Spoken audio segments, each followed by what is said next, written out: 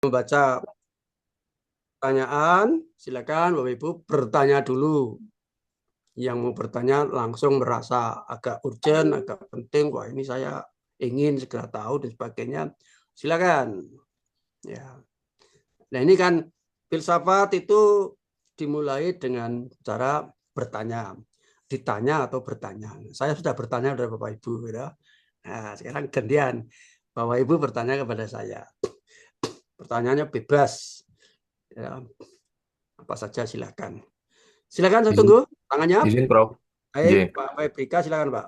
J, ini saya termasuk nanti yang mungkin saya tuliskan J, Prof, di WA Group terkait Ya, dengan yang di video Prof Marsigit yang membahas tentang power now, tentang Trumpisme itu, Prof. Itu menurut saya ini sesuatu yang baru dan bagaimana maksudnya kami bisa memahami itu dan kenapa itu bisa menjadi sangat populer sekarang, Prof. Hampir di semua negara mungkin ya, Prof, ya, dengan pemimpin-pemimpinnya masing-masing itu mirip dengan yang disampaikan oleh Prof. Marsigit tentang Trumpisme itu tadi, Prof. Matur nuwun, Prof. baik. Trumpisme itu kan puncaknya ya. Dasarnya itu kan arkaik atau manusia batu. Manusia batu itu kita ditemukan di mana Pak Febrika ini?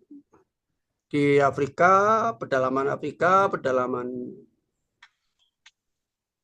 Papua, pedalaman Kalimantan, hutan-hutan rimba, di puncak terpencil atau di mana? Menurut Pak Febrika. Kalau yang saya tahu manusia batu itu yang Flintstone, Prof. Yang apa itu? Ya, di Ya, mana kira-kira yang bisa ditemukan? Salah satu saja sebut. salah satu saja ya, Prof. Ya, Amerika mungkin, Prof. Amerika Latin Di ya. zaman ini. Oke. Ini Pak Febrika belum move on, ya, belum move on. Yang disebut manusia batu ialah ketika diberi informasi tidak mau membaca. Ketika ditanya 50 soal, dapatnya nol.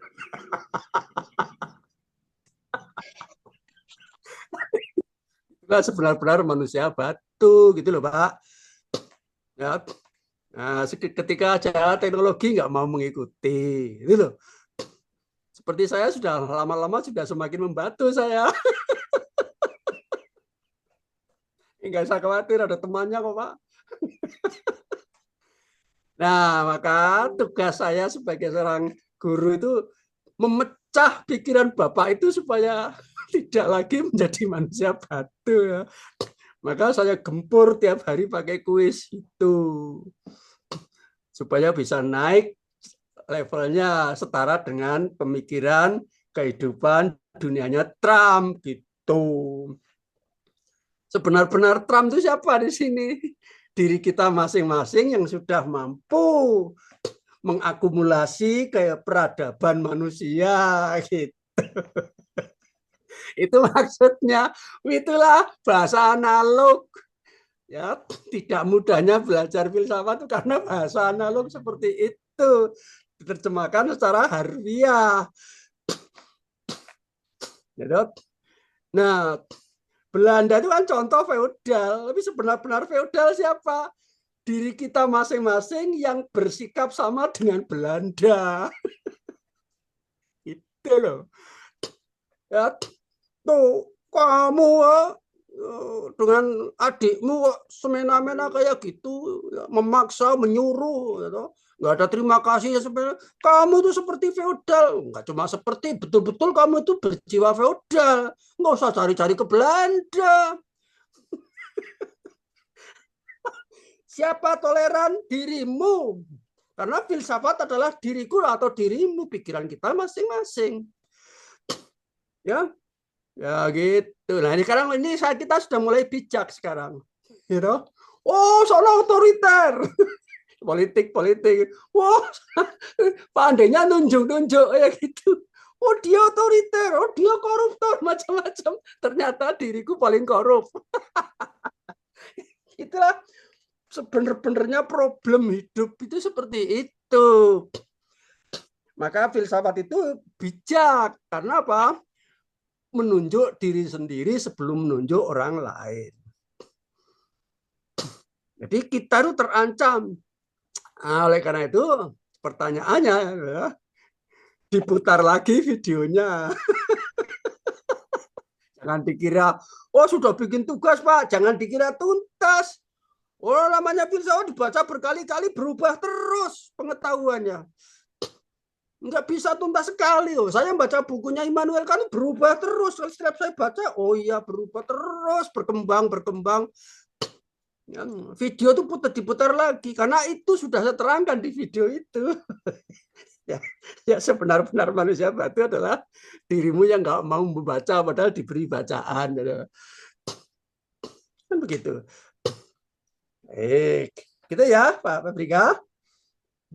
Wah, aku Ya, Prof. tertawa malah aku yang dimarahi Pak. Enggak lah, makanya saya sambil tertawa-tawa supaya jangan punya kesan memarahi karena ini kawan bayi. Ya. Ya, seperti itu. Baik, yang lain silakan. Lebih alami kalau langsung Anda bertanya saya menjawab daripada saya membaca di sini gitu loh. Prof mau tanya Prof. Ya. Ismariati. Ismariati mana?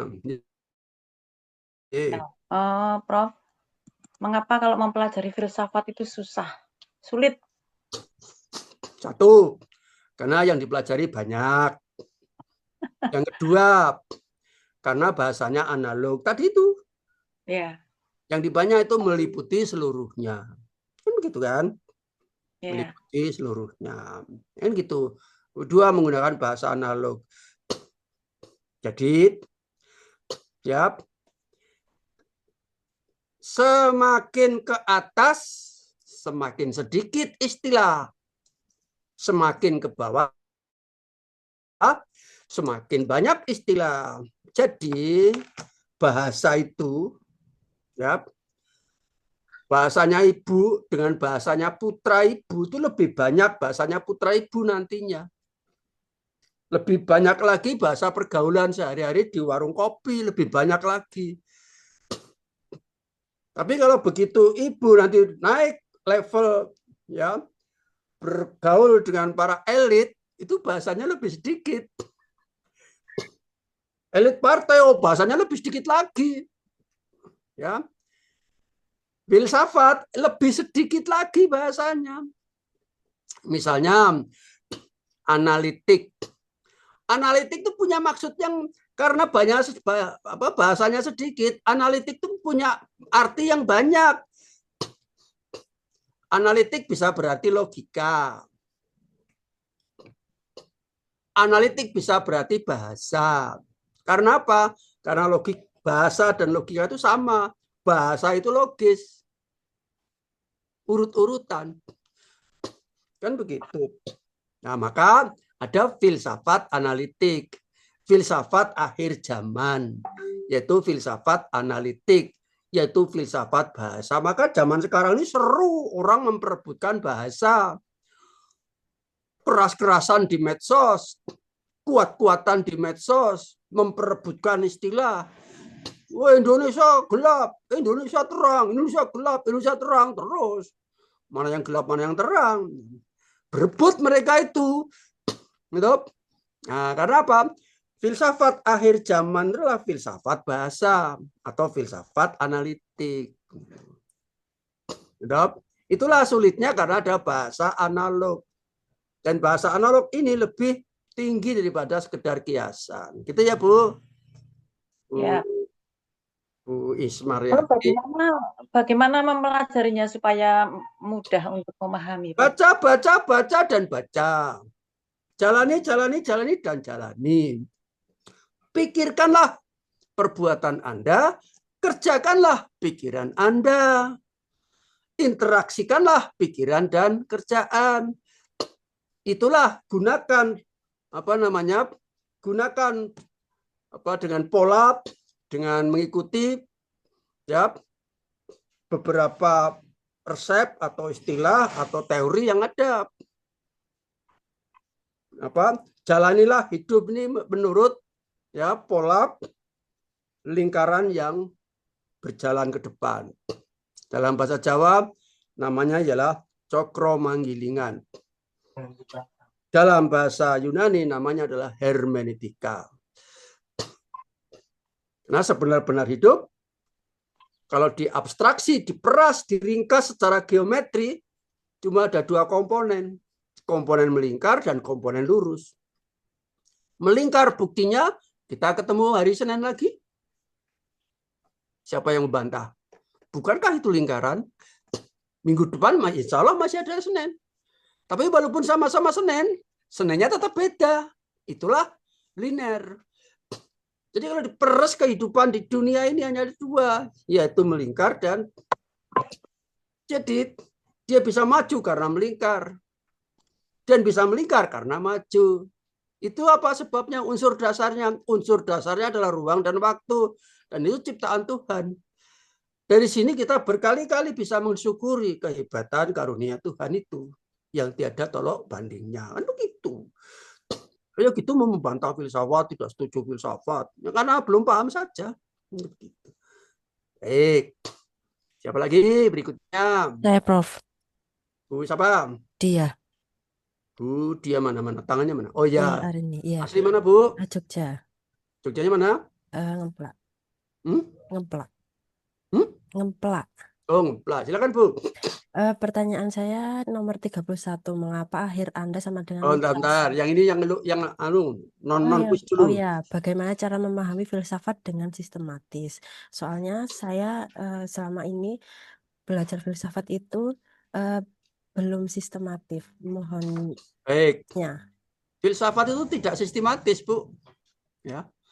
Ya. Jalani saja, baca saja, setiap saat, dimanapun, kapanpun berada, bagaimanapun caranya.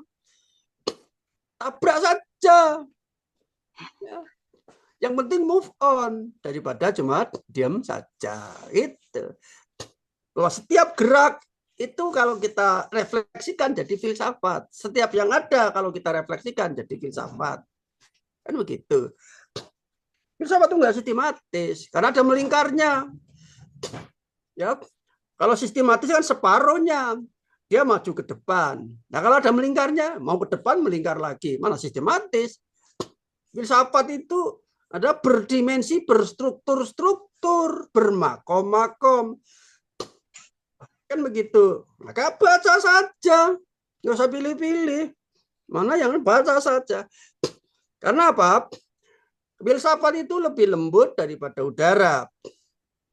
Apalagi air. Air saja ditepuk di sini, bergetar di Aceh kalau bisa merasakan Anda itu. Ditepuk di Jepang, bergetar di Indonesia, itu air. Kalau bisa merasakan. Kan itu air. Kan begitu. Lah padahal ini udara, lebih lembut daripada udara.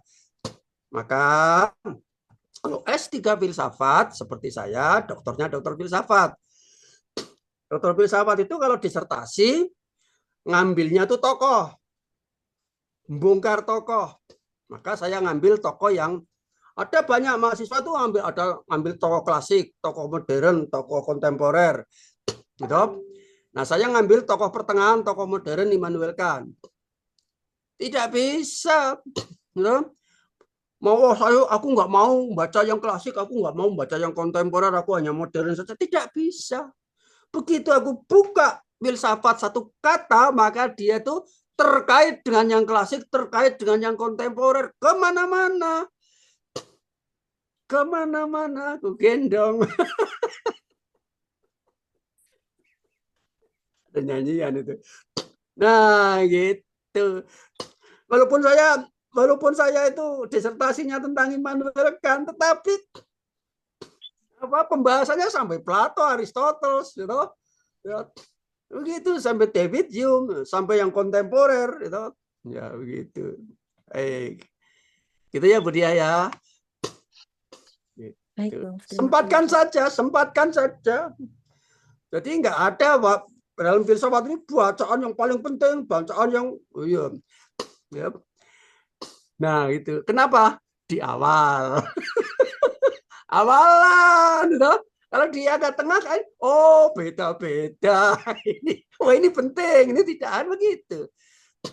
Sekarang saja aku ngomong, sebenar-benar filsafat adalah pikiran kita masing-masing, pikiran Anda, pikiranku. Di awal. Gitu. Kalau begitu terus namanya tidak berfilsafat. Karena filsafat itu move on terus. Maka di bagian akhir kuliah ini mestinya filsafat adalah pikiran para filsuf.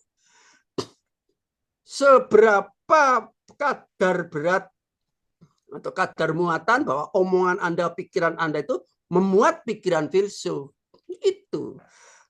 Kalau nggak ada pikirannya filsuf, namanya bukan berfilsafat.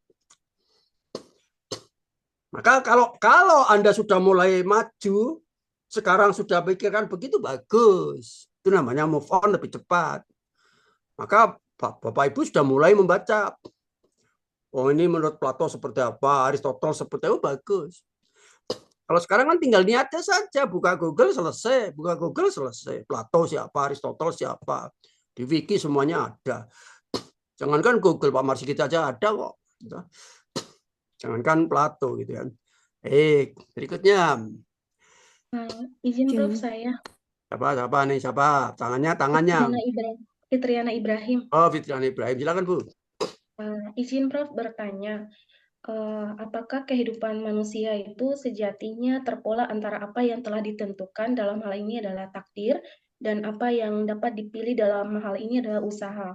Jadi bagaimana kita memaknai kedua hal tersebut, Prof? Ya, makanya kita berusaha sopan dan santun. Sebenar-benar filsafat adalah sopan, ilmu tentang sopan dan santun. Sebenar-benarnya orang yang berilmu adalah orang yang mengerti sopan santun. Orang yang tidak berilmu, orang yang tidak mengerti sopan santun. Setidaknya dia tidak mengerti sopan dan santun, begitu ya. Walaupun dia orang yang sopan santun, belum tentu dia berfilsafat, kan begitu. Nah, saya menjawab pertanyaan itu bahwa yang sudah dikerjakan, yang masa lampau itu takdir. Yang akan datang, yang akan kita kerjakan itu namanya ikhtiar. Tapi bagi Tuhan, itu semuanya takdir. Tuhanlah yang mentakdirkan segala sesuatu, baik yang sudah dikerjakan maupun yang belum dikerjakan oleh manusia. Kan begitu. Makanya kan saya nggak berani ngomong, wah dari sisi sana, dari sisi sini. Cuma gitu saja beraninya saya. Ya, bukti bahwa yang sudah lampau itu adalah takdir. Apa ada yang bisa mengubah omongan saya yang sudah saya ucapkan? Ya maaf, takdir itu. Bahkan malaikat pun nggak akan bisa mengubah omongan saya yang sudah saya ucapkan. Paling-paling revisi, memberi catatan, mohon maaf, dan sebagainya. Bahwa saya sudah mengucapkan tadi kan tercatat, terekam itu. Dan itu takdir bagi kita. Kan begitu. Nah, selanjutnya ke sana, silakan. Itu jalur spiritual, pelajarilah sesuai dengan jalur spiritual. Ada gurunya, ada kitabnya. Baik, berikutnya silakan. Tadi ada ibu lagi yang mau bertanya. Izin, Prof. Ya, siapa Bertanya. namanya? Tangan. Yudi, Prof. Oh ya, Bu Yudi. Di mana posisi Bu Yudi? Di Jogja, Prof. Ya, aslinya mana? Jogja juga, Prof. Jogja mana? Kalau ini posisi di kantor di Kalasan, Prof. Ya, Jogja aslinya mana? Jogja mana? Jalan Kaliurang, Ngaglik, Sleman. Oh ya, baik. Silakan Bu Yudi. Iya, Prof. Ada 2 pertanyaan begitu, Jangan Prof. dulu, yang umum dulu. Nggih, umum. Ini yang umum, Prof. Ya, boleh. Mungkin masih pemahaman saya yang tadi masih manusia batu tadi ya, Prof ya.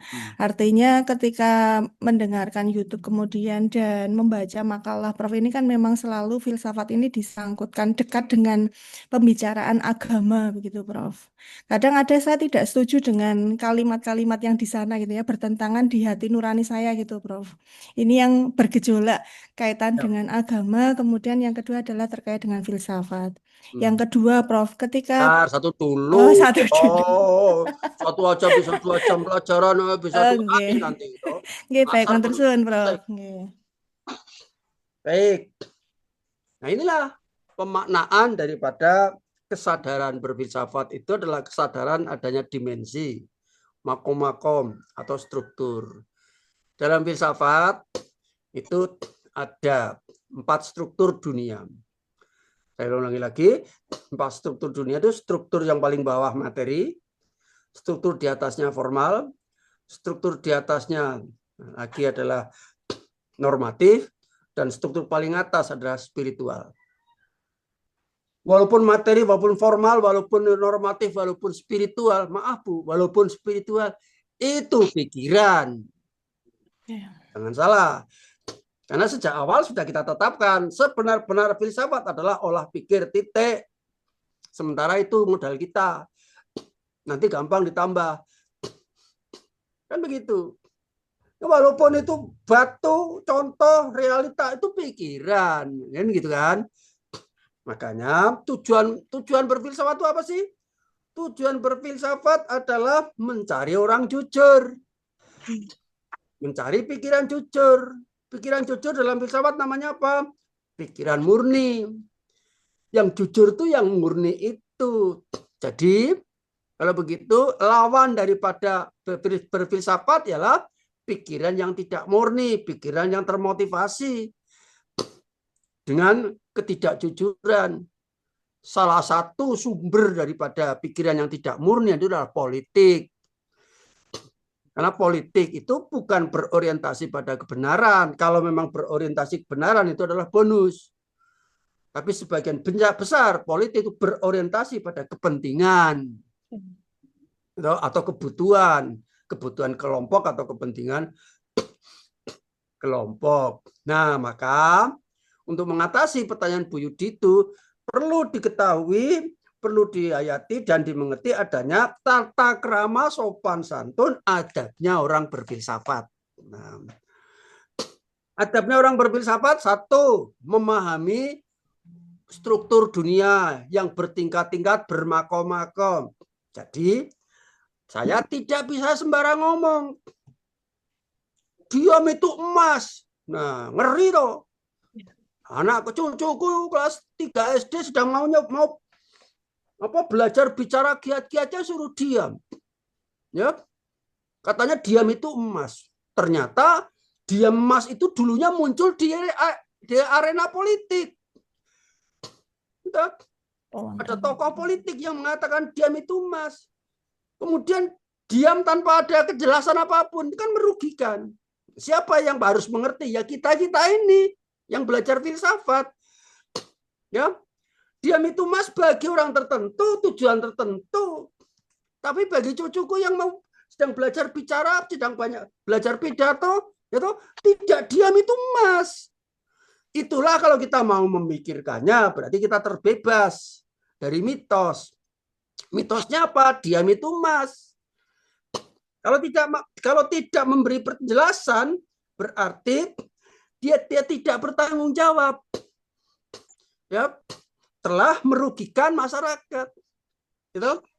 Atau dia merasa motivasinya untuk itu.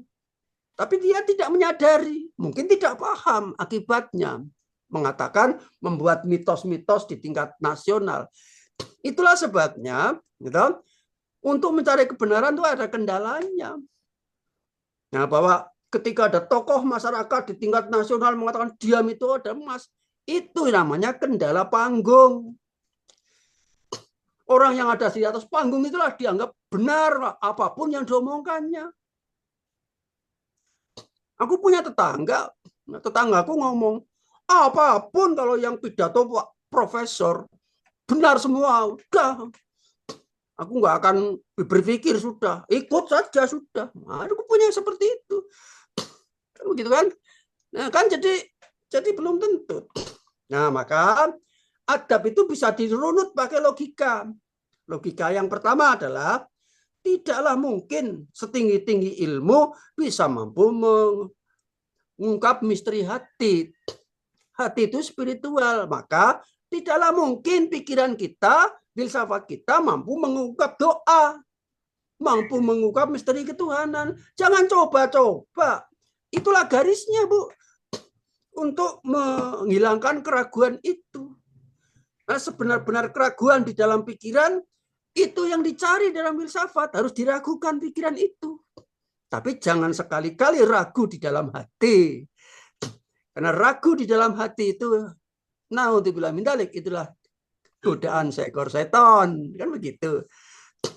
Nah, karena sudah mulai profesional, bisa membedakan ragunya pikiran dan ragunya hati. Lah kalau nggak belajar filsafat, ya ragu hati masuk ke ragu pikiran. Ragu pikiran turun ke ragu tangan. Ragu tangan turun ke ragu kaki. Celaka dia.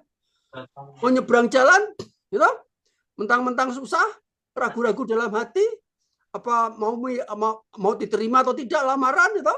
Nyebrang jalan jadi ragu-ragu, ketabrak dia. Nah, kan jadi profesional. Yalah, hati ya hati. Pikiran tetap tenang. Ya. Tapi supaya kita tetap bisa berpikir, maka keraguan di dalam pikiran itu dipentingkan. Perlu kita meragukan. Dan itu salah satu metode yang diterapkan oleh salah satu filsuf yang namanya René Descartes. René Descartes itu meragukan semuanya untuk memperoleh kebenaran. Oh, kita, Bapak Ibu yang sudah pernah ke luar negeri, siapa yang sudah pernah ke luar negeri main salju? Coba tunjukkan. Belum ada. Nah, kalau ada coba tempel ke sana. Ya, 1 semester ada di Eropa sana atau di Jepang utara sana. Nanti pulang wajahnya menjadi glowing. Tambah putih, tambah halus, lembut salju, imut-imut. Saya juga begitu ya. Dulu saya dikira orang Cina ya. Ayo Chinese? Waduh ini. Ya, orang Afrika tanya sama saya, ayo Chinese gitu ya. Ya, karena Pak lama-lama bersalju di sana. Nah, bayangkan orang yang setiap hari dia ada di sana. Malam bersalju, siang bersalju. Gitu. Dunianya satu warna putih, semuanya putih. Rumah putih, jalan putih, mobil putih. Nggak ada yang lain kecuali putih. Sedemikian ringga sehingga René Descartes nggak bisa membedakan. Saya itu sedang tidur bermimpi atau sedang terbangun dalam hidup yang realita. Dia sampai-sampai nggak bisa membedakan. Maka dia ingin mencari kebenaran. Ya. Dia ingin mencari kebenaran. Dia ragukan semuanya. Dia ragukan semuanya. Gitu. Maka, gitu. Bahkan ya maaf, dalam rangka untuk mempercayai Tuhan, dia pertama kali meragukan keberadaan Tuhan. Gitu. Maka akhirnya dia ingin mencari apa yang tidak bisa dia ragukan. Satu-satunya di dunia ini, bahkan dunia akhirat, yang tidak bisa dia ragukan adalah pertanyaan. Siapa diriku? Oh, begitu. Jadi, selagi aku masih bisa bertanya, berarti aku ada. Berarti aku terbangun. Kan begitu. Walaupun kalau lihat sana tuh sama-sama putihnya. Lahirlah yang namanya cogito ergo sum. Aku ada karena aku berpikir. Aku ada karena aku bertanya. Aku bertanya maka aku ada. Jadi Bapak Ibu, kalau nggak pernah bertanya nggak akan dianggap ada. Maka gampang banget dijajah sama Belanda. Karena orang Indonesia didatangi Belanda nggak ada yang bertanya dan nggak ada yang protes. Ini anggota DPR nih, gajinya pada naik semuanya. Kalau warga-warga nggak bertanya nanti dianggap warganya nggak ada. Ya sudah, teruskan saja. Ini bukan berarti saya provokator ya. Ini filsafat. Gitu. Aku ada karena aku bertanya. Gitu. Nah sekarang banyak pertanyaan kepada DPR, kenapa gajinya naik sementara gajiku nggak naik-naik, malah pajaknya dinaikin. Ya, banyak warga yang bertanya berarti orang Indonesia ya. Semakin banyak yang ada. Kalau sejak dulu orang Indonesia ada dan ahli bertanya nggak akan pernah dijajah Belanda itu. Itu yang pertama, adab yang pertama. Nah kalau di Indonesia, wah luar biasa. Jangankan alam semesta luar begitu ya. Yang hijau, yang kuning, yang biru, yang merah. Jangankan luar, kita sendiri macam-macam ya. Ada yang jilbab hitam, ada yang batik, ada yang jas, ya. Ada yang kasual segala macam lah. Jangankan banyak orang, aku sendiri aja bermacam-macam kok. Ya, kadang-kadang pakai apa sweater, pakai batik, pakai jasket, pakai rompi segala macam ya sesuai kebutuhan. Nah, jadi makanya Indonesia itu negara yang paling bahagia. Itulah karunia daripada Tuhan. Sekali lagi, karena kita belajar berfilsafat, Bu Yudi, maka kita jadi bisa menghayati, mensyukuri kurnia Tuhan. Coba kalau tidak pakai kurnia Tuhan, tidak melalui perbandingan, bagaimana susahnya seperti René Descartes. Kalau René Descartes itu dia orang Indonesia, pindah ke Indonesia nggak akan bermimpi dia. Dan pasti bisa membedakan. Loh, kalau saya di Indonesia ini, wow, bisa banget membedakan mimpi dan tidak mimpi. Gitu. Bu, istri sama istri. Wahai istriku, aku tadi malam bermimpi. Oh biasa Pak, Bapak orang biasa mimpinya nggak mandi. Ini udah tua. Dulu waktu muda ya, wah, Bapak mimpi apa Pak? Wah, semua sama-sama begitu. Semakin tua, semakin mendengarkan masing-masing cucu banyak itu, lama-lama sudah bosan dengarkan mimpi istri dan suami. Oh Bapak terlalu banyak nonton film. Mimpinya kayak gitu. Nah, jelas sekali. Wah, aku mimpi. Ya, aku mimpi. Aku tidak sekarang. Nah, begitu. Coba setiap saat, baik hidup, baik tidur, baik mandi, semuanya putih semuanya yang dilihat selama 6 bulan misalnya, begitu, bertahun-tahun. Maka Indonesia kontekstual. Enggak terlalu kaya, enggak, tapi paling bahagia di dunia. Wah, itulah kita bisa mensyukuri dan melogika. Bukankah itu suatu karunia dan kenikmatan? Jadi kita jangan ambil persoalan sedikit kemudian jadi masalah, Bu. Ya. Naiklah makomnya dari manusia batu menjadi tradisional. Siapa yang tradisional? Sebenar-benar Anda yang masih perlu dinaikkan lagi makomnya menjadi manusia feodal, loh. Manusia modern, loh. Loh. Yang bisa bergaul sekarang, medsos macam-macam, nggak usah sampai ke Amerika. Anda bisa jadi Donald Trump. Ngapain mesti ke Amerika untuk jadi Donald Trump? Itulah filsafat. Bingung toh orang awam kalau langsung dipotong-potong begitu. Aku katanya bisa jadi Donald Trump menurut Pak Marsikit. Dan tidak harus ke Amerika. Maksudnya apa? Gitu kan. Penjelasannya panjang begitu. Baik, gitu ya, Bu. Ya, itu adab yang belum selesai. Ada yang pertama, adab yang kedua. Gitu. Di bawah pikiran itu apa? Di bawah pikiran itu adalah bahasa atau ungkapan. Gitu. Nah, sebesar-besar, secanggih-canggih ungkapan Anda bisa omon-omon, nggak akan pernah bisa mengejar pikiranmu sendiri. Sebab aku sudah keliling dunia, dan keliling dunia itu bukan linear tadi, ya, bukan lurus. Keliling dunia itu berbelok-belok, berlingkar-lingkar, berhiperbola sana ya, berdunia, ya, berbola-bola begitu ya, ya gitu. Aku sudah keliling ya 10 kota besar di dunia ya. Tapi aku baru ngomong satu persatu. London, itu aja gantian. Tokyo. Padahal aku sudah pulang, udah tidur. Gitu. Melbourne, Bangkok, Thailand, Paris. Yang semua yang pernah aku datangi ke sana. Sebab apa? Bicara itu adalah terbatas. Kemampuan bicara terbatas. Sebab apa? Bicara itu bersifat seri. Seri itu gantian, an. Bu Yudi gantian. Bu Dia, Bu Vina, Pak Budi gantian. Apa bisa kita ngomong paralel? Ya. Coba saya mau mengundang Bu Yudi dan Pak Garin. Yurin, oh udah bingung tuh. Bapak itu ngomong apa? Nama saya Yudi, Pak. Oh, nama saya Garin, Pak. Loh, aku ngundang dua-duanya dengan paralel ini loh. Yurin, paham nggak? Sudah mulai nggak paham toh?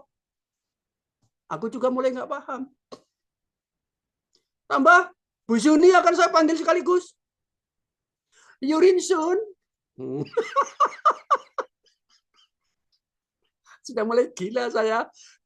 Ya, wah semuanya ini ya 20 akan saya panggil dengan satu kata yang paralel ya. Bapak nggak paham, aku juga nggak paham. Maka supaya kita itu mengerti dan paham, dibikin terbatas. Kata-katanya terbatas, maka sebenar-benar hidup adalah terbatas. Nah, supaya kita bisa hidup terbatas, itulah kuasa Tuhan. Sampai sebegitunya. Coba kalau manusia dikasih kemampuan tak terbatas, ngeri. Aku bisa melihat semuanya, wah pingsan langsung sekarang. Coba bisa melihat semuanya di depan Bapak Ibu, pingsan langsung, nggak bisa hidup saya. Mendengar semuanya, pingsan langsung saya. Nggak bisa hidup. Maka manusia itu adalah sempurna dalam ketidaksempurnaan, tidak sempurna di dalam kesempurnaan. Kan begitu. Di bawahnya lagi ada hati, pikiran, di bawahnya tulisan. Sehebat-hebat tulisan tidak akan pernah mampu mengejar kata-kata.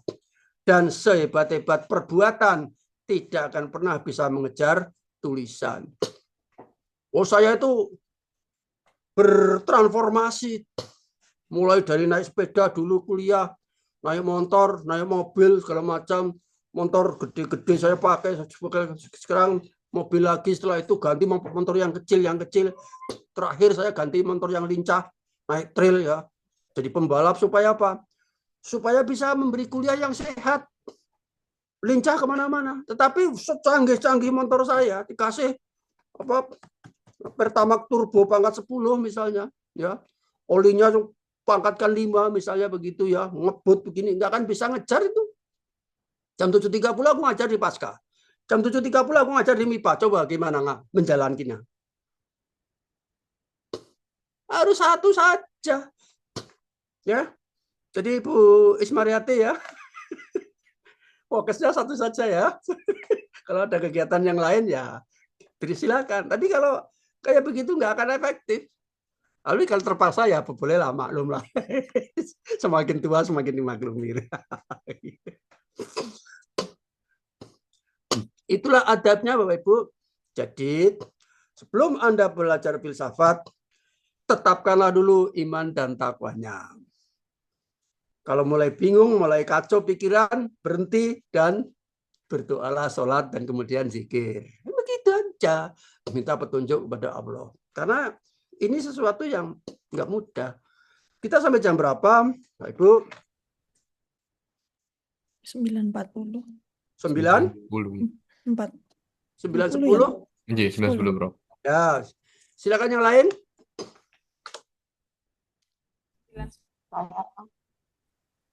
Tangan. Tangan,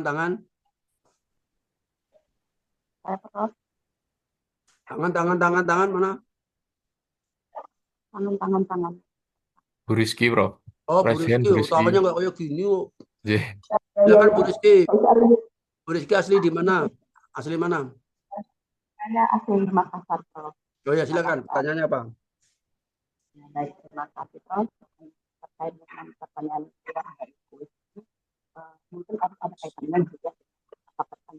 Saya nggak dengar, Ibu. Suaranya putus-putus, Bu. Ya. Pakai putra aja, nggak usah pakai ini mungkin ya. Suaranya putus-putus. Prof, sudah kedengaran, Prof? Ya, coba. Sudah. Baik.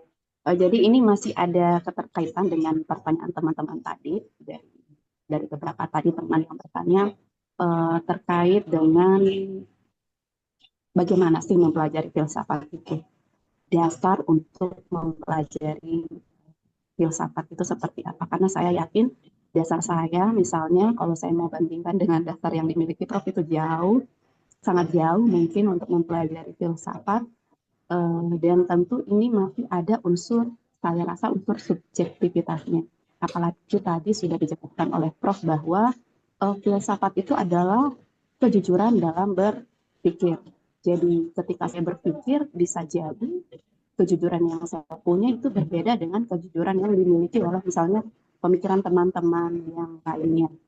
Nah, untuk menilai itu, perbedaan kejujuran misalnya itu apakah dinilai dari dasarnya itu apa, Prof? Maksudnya kapan ini dinilai pemikiran saya dinilai salah, kapan dinilai benar? Apalagi ini tadi terkait. Saya sudah bisa menangkap ya. Langsung saja karena Iya, waktunya iya. terbatas. Itulah Nah, pentingnya. kurang lebih.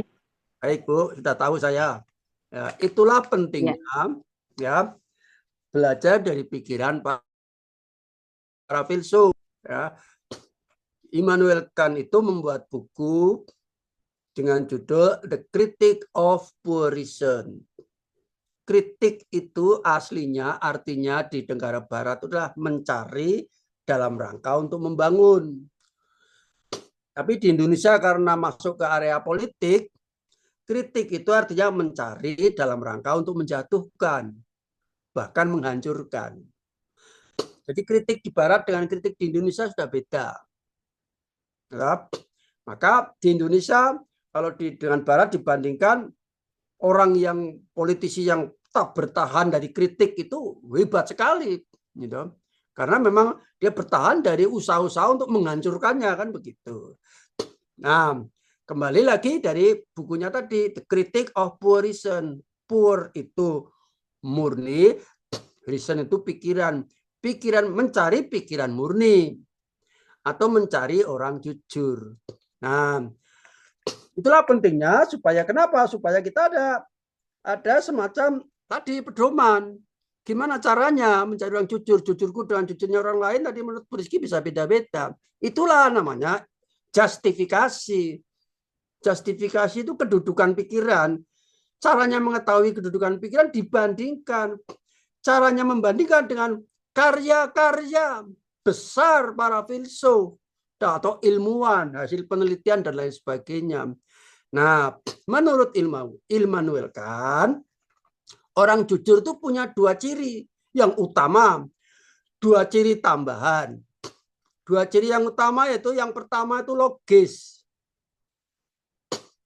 Ketika Bapak Ibu berbicara dengan seseorang di mana dia pikirannya tidak logis, waspada, dia berarti tidak jujur. Logis itu apa? Logis itu konsisten. Konsisten itu apa? Konsisten itu sama. Sama itu apa? Sama itu yang kemarin dan yang sekarang. Dia ngomong apa? Ya, kemarin dia ngomong mau meminjami, kok sekarang ngomongnya mau pinjam. Enggak logis dia. Oh, penipu dia. Enggak usah diteruskan. Ya, dia tidak jujur dia. Dia memanipulasi kata-kata pinjam, dibolak, dibalik. Awalnya dia ngomongnya mau meminjami. Sekarang akhirnya ganti hari kalau sudah ngomongnya mau pinjam. Oh, jelas dia nggak jujur. Itu namanya. Nah, jadi logika itu menganut prinsip identitas. Identitas itu apa? Identitas itu Marsigit sama dengan Marsigit. A sama dengan A. Loh, kenapa begitu? Karena di dunia itu nggak ada Marsigit sama dengan Marsigit. Di dunia ini Marsigit ada dua, yaitu Marsigit kiri dan Marsigit kanan kalau ditulis. Yang kiri mah dekat tempat tidur, yang kanan mah dekat parkir. Kalau ditulis, kalau diucapkan ada dua Marsigit. Marsigit pertama dan Marsigit kedua. Marsigit pertama mah belum haus. Marsigit kedua mah sudah mulai haus. Ingin buktinya? Nih, lihat.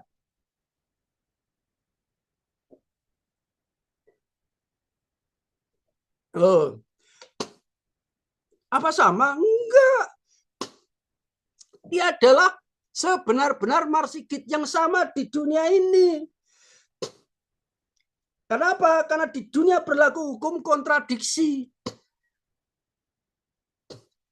Itu tadi yang identitas Marsikit sama dengan Marsik itu ada di mana? Hanya ada di dalam pikiran. Maka matematika selagi dia di dalam pikiran benar adanya, tetapi ketika sudah mulai ditulis semuanya salah. Inilah filsafat hanya untuk orang dewasa. Jangan ngomong kemana-mana bahwa matematika itu salah.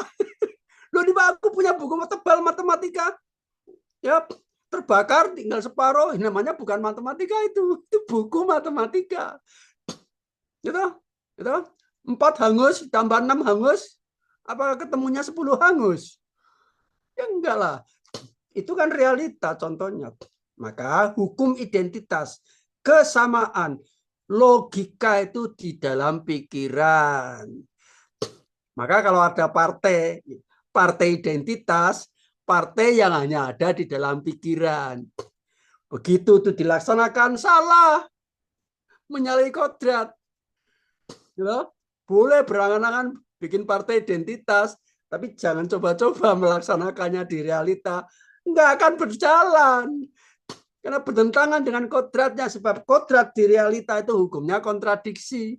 Hukum kontradiksi itu tiadalah benda itu sama. Tidak ada yang sama. Jangankan antar benda-benda yang sama pun tidak sama. Di dalam kenapa? Ada pergeseran ruang dan waktu. Marsikit tadi dan sekarang beda. Yang tadi mah belum haus, sekarang udah haus. Ya, sebentar lagi mah beda, lah lapar saya. Makanya kuliah segera dihentikan. Gitu kan? Iya, tiap pagi belum sarapan. Kalau sarapan juga nggak bisa, udah mulai tua. Kalau sarapan nunggu waktu, atau kerja bakti dulu, atau memberi kuliah dulu ini. Supaya energinya keluar baru bisa sarapan. Begitu. Begitu. Ya, tadi Bu Yudi itu ya yang bertanya. Sambil lupa pertanyaannya apa tadi? Bu Rizky, Prof, yang bertanya. Apa? Oh, Bu Bu, Rizky, oh, ya, Bu Rizky Rizky. tadi. Bu Rizky tadi pertanyaannya apa, Bu? Lupa saya. Sudah terjawab belum pertanyaannya?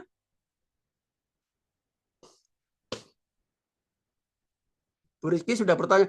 Kalau pakai ini, Bu, jelas bermasalah, Bu. Langsung aja pakai notebook saja. Ya, silakan, Bu. Ngomong, Bu. Jangan coba-coba pakai inilah. Itu selalu bermasalah. Pakai aja gini ya, langsung pakai laptop. Gitu. Kalau keterdengaran ya biar ya sementara ya. Aku disuruh Pak dosen. Ya. Aku juga ngajar kayak gini juga mungkin terdengar tetangga juga nggak apa-apa ya, maklum lah. Kalau mau tetangga profesor ya maklum. Silakan Bu Rizky. Masih off.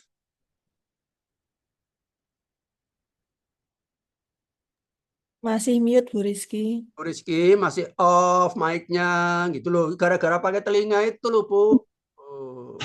Yang alami saja lah, nggak usah pakai kayak gitu. Aku nggak pernah pakai gitu. Sebab pasti bermasalah. Iya, Prof. Soalnya ada banyak orang di sini, Prof. Jadi nggak enak kalau Hanya sekarang jawab, Bu. Sudah terjawab belum pertanyaannya?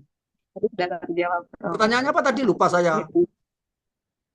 Jadi tadi terkait dengan filsafat, mengenai filsafat itu kejujuran berpikir yang saya paham setiap kejujuran tiap Jadi ini lebih ke ukuran kejujuran.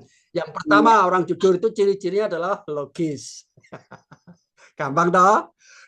Logis itu konsisten. Konsisten itu sama. Hanya ada dalam pikiran. Yang kedua, orang jujur itu adalah sesuai fakta. Itu sesuai fakta. Loh, kalau ada orang ngomong, gitu, sekarang Bu, sekarang ini musim penghujan, padahal musim kemarau. Ujung-ujungnya mau jualan jas hujan. Sekarang musim hujan, Bu. Loh, Bapak ini gimana? Sekarang kan musim kemarau. Bapak itu ngomongnya nggak sesuai fakta, berarti Bapak nggak jujur. Iyalah, Bu, jujur saja saya mau jualan jas gitu. Sudah gitu ya.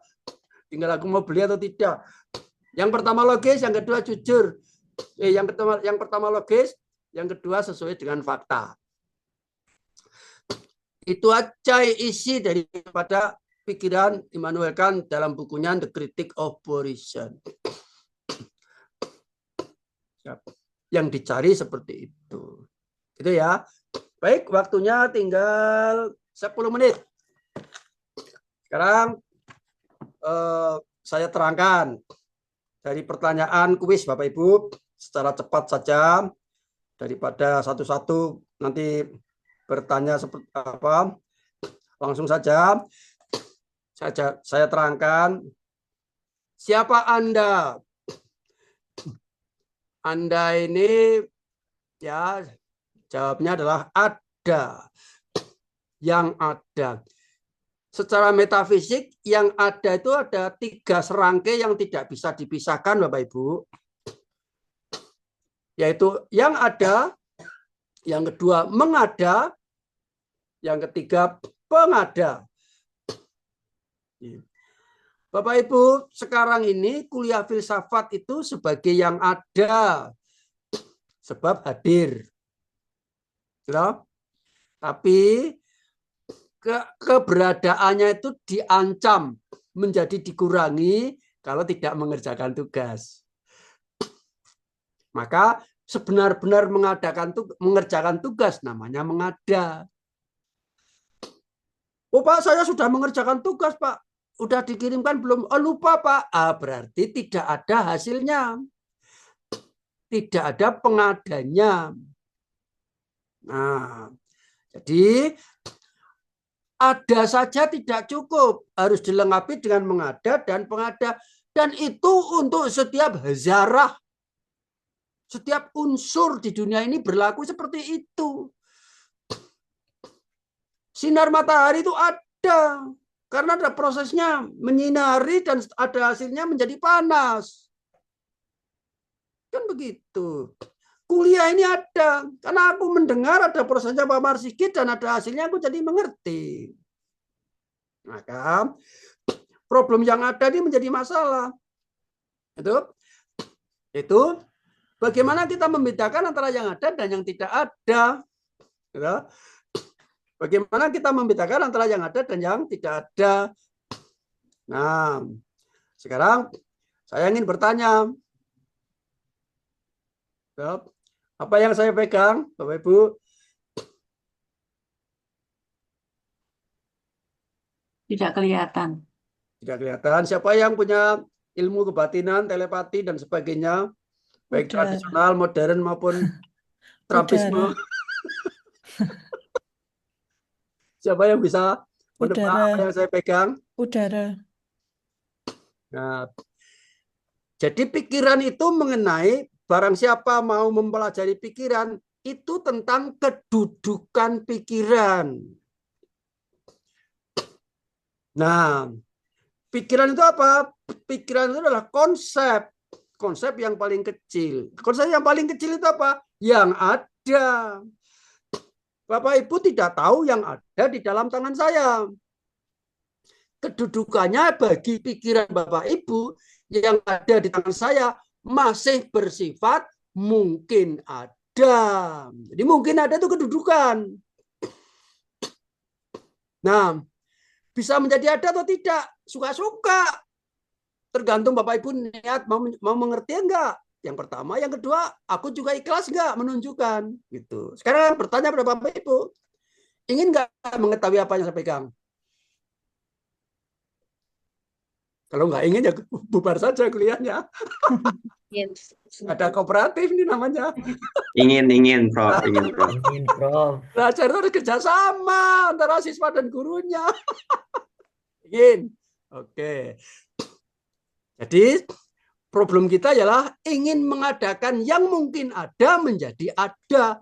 Dan itulah sebenar-benar belajar. Baik SD, SMP, SMA maupun belajar filsafat. Ingin mengatakan yang mungkin ada menjadi ada. Nah, jadi penting banget keberadaan itu. Mari kita melihat, mari kita coba cek keagungan daripada karya Tuhan. Buatan Tuhan yang tidak ada tolok bandingannya. Bapak Ibu siap, ikhlas, ingin mengetahui apa yang saya pegang? Ikhlas. Ikhlas, Prof. Ingat-ingat. Kedudukannya sekarang Bapak Ibu belum mengerti. Artinya dalam filsafat kedudukannya ialah mungkin ada bagi pikiran Bapak Ibu. Baik. Nah, mungkin ada menjadi ada itu bagaimana prosesnya? Yaitu dengan cara masuk ke dalam pikiran. Nah, sementara ini masih di luar pikiran. Di luar pikiran itu artinya mungkin ada, di dalam pikiran itu artinya sudah ada. Mari kita pegang kepala kita masing-masing. Ini prakteknya filsafat kayak gini, nggak usah pakai proposal 2 miliar, nanti ditangkap KPK nanti. Ya. Oh, proposal filsafat Pak Marsigit, ya, wah, pegang tangan itu 2 miliar, wah, tangkap KPK nanti. Dah, Bapak Ibu tolong dideteksi seberapa lembut merasakan, ya, pikiran Bapak Ibu kemasukan apa yang saya pegang. Ya, oke, siap, siap.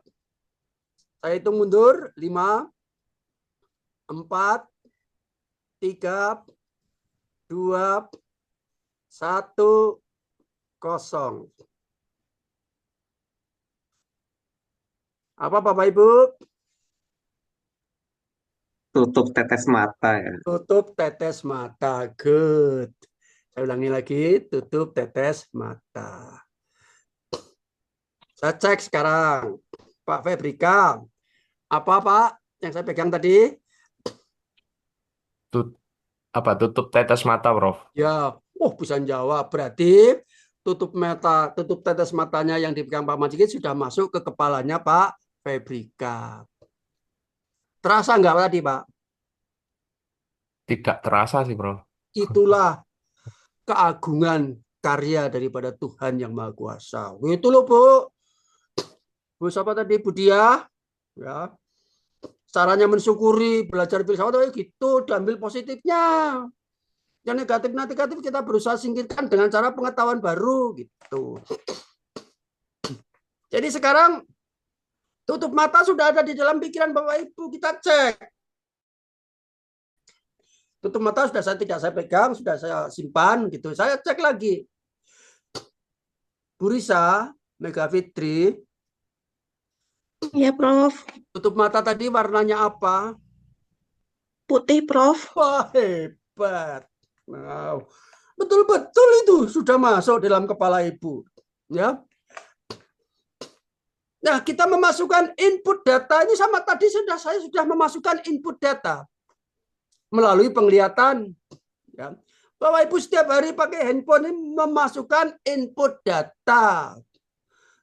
Sampai handphonenya bergoyang-goyang, kadang-kadang digosok-gosok itu karena hampir rusak. Ya, dipanjat-panjat sampai bergoyang-goyang karena kuncinya pada rusak, sudah mau diganti. Coba bayangkan, kalau pikiran Bapak Ibu hampir rusak, ya, digosok-gosok kayak digoyang-goyang oleh Pak Marsigit, seperti apa rasanya? Untung tidak seperti itu. Ini memori HP saja ada daya tahan, ada daya tampungnya maksimal, batasnya. Coba Bapak Ibu kalau setiap hari dibatasi penglihatan, ya. Tadi ada bis lewat, apa? Bis? Aduh, memoriku nggak cukup untuk melihat bis. Coba. Besok akan aku tambah ke bengkel manusia. Ya. Ke bengkel kepala ya. Untuk menambah memori otakku. Hati-hati loh, hati-hati loh. Kamu dengar nggak? Enggak dengar. Kenapa? Penglihatanku, memoriku untuk mendengar dan untuk melihat sudah penuh. Besok akan saya ganti yang 1 tera. Coba. So hebat-hebat teknologi manusia secanggih-canggih seperti itu. Paling banter 1 tera. Kalau 1 tera aja malah saya di-hang. Sulit carinya. Di mana fileku tadi? Masuk 1 tera ke sana. Malah nggak kepake, malah nggak efisien loh. Setengah tera saja. Jadi Pak Marsigit mendefinisikan sekarang. Inilah bedanya orang umum dan orang biasa, bahkan orang pendidikan. Orang pendidikan pun nggak akan nyampe. Kalau Pak Marsigit ngomong, sebenar-benar belajar adalah mengadakan yang mungkin ada menjadi ada di dalam pikiranmu. Titik. Apa sampai orang pendidikan ngomong kayak gitu kalau nggak belajar filsafat? Gitu loh Ibu. Nah, maka misi berfilsafat itu ada dua. Yang pertama, menjelaskan apa yang sudah ada di dalam pikiranmu. Jelaskan. Tutup botol tetes mata tadi itu jelaskan. Bahannya apa? Dari besi, dari plastik, atau logam. Gitu. Kalau dibakar unsurnya apa? Zat apa yang terkandung di sana? Kekuatannya berapa? Jelaskan. Maka banyak orang yang mampu menjelaskan, tapi tidak ada satupun yang mampu menjelaskan secara tuntas apa yang ada di dalam pikiranmu. Itu kerendahan hati orang berfilsafat. Jangan mentang-mentang begitu. Misi kedua ialah memahami ya, apa yang ada di luar pikiranmu. Tolong, apa yang ada di luar itu pahamilah. Yang ada di luar pikiranmu masih banyak. Apa buktinya? Ya, ini yang berikutnya.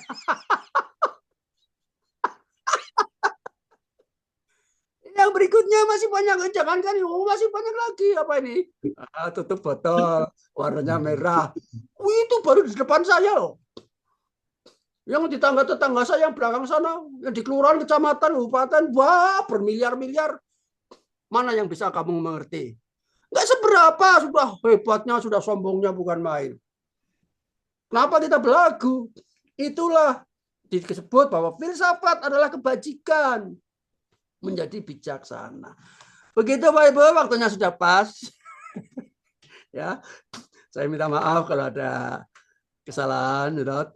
Ini hari ini ya, belajar filsafat dengan metode ya, heboh. Heboh adalah heboh sendiri ya Pak Marsikit yang merasa heboh ya kan begitu kan ya silakan. Jadi saya minta maaf kalau ada kesalahannya. Saya mau ucapkan selamat Izin ya apa izin Prof Marsikit untuk yang pertemuan pertama lalu sepertinya belum berhasil terrecord Prof untuk presensinya. coba nanti kalau dari saya kok sudah coba Nggih menawi pas oh ketemu iya langsung. karena mahasiswanya itu kosong. Mahasiswanya nggak masuk, ya tidak berhasil dimasukkan. Saya sudah presensi tapi mahasiswanya masih belum ada yang hadir itu karena harusnya mestinya gitu. Entah tadi Prof-nya di mana. Nanti saya cek lagi. Baik Prof. Itu Bapak Ibu. Ya. Nanti akan segera saya susulkan referensi berikutnya dan tugas berikutnya. Ya. Nah, gitu. Disyukuri saja Bapak Ibu. Ya. Disyukuri, semangat ya. Jadi ilmu itu adalah ciri-ciri bahwa Bapak Ibu on the right track adalah kalau mempelajari ilmu adalah lebih sehat, lebih semangat ya. Belajar filsafat ini kalau sukses ini adalah lebih sehat dan lebih semangat, menyehatkan. Itulah Pak Marsikit kenapa awet muda. Waduh, nanti kalau dengar suami istri saya dimarahin saya.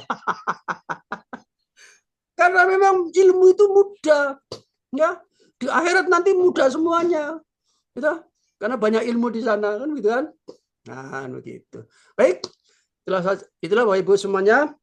Marilah kita akhiri dengan pertemuan ini dengan berdoa. Disilakan. Alhamdulillah. Cukup. Assalamualaikum warahmatullahi wabarakatuh. Waalaikumsalam warahmatullahi wabarakatuh. Terima kasih Prof. Prof. Bapak Ibu ya, yang rekam tadi siapa Bapak Ibu? Saya Prof. Apa? Nanti tolong kalau bisa rekamannya ditaruh di sini ya Bapak Ibu. Ya, di share di WA. Terima kasih. Sama-sama.